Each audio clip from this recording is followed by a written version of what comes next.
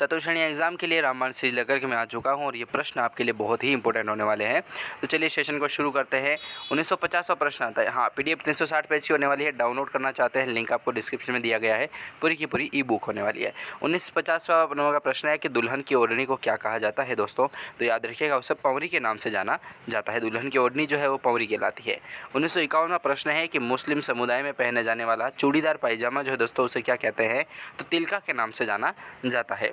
1952वां प्रश्न है अपना कि ताराभात, ज्वारभात, लहरभात किस परिधान के उपनाम माने जाते हैं। तो ओढ़नी के उपनाम ही है।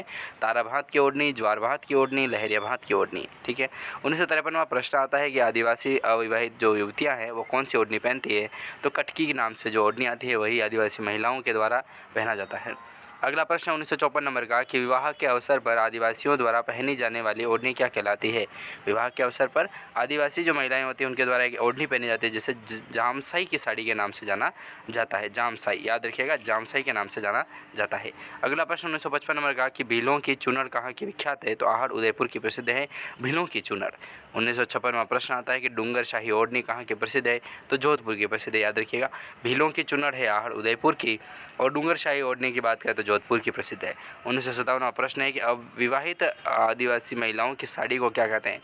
देखो, जिनका विवाह हो चुका है और जो आदिवासी महिलाएं हैं वो एक प्रकार की साड़ी पहनती है जो होता है लुगड़ा दोस्तों। अपने सामान्य परिवेश में अपनी जो बड़ी आंटी वगैरह होती है वो भी पहनती है।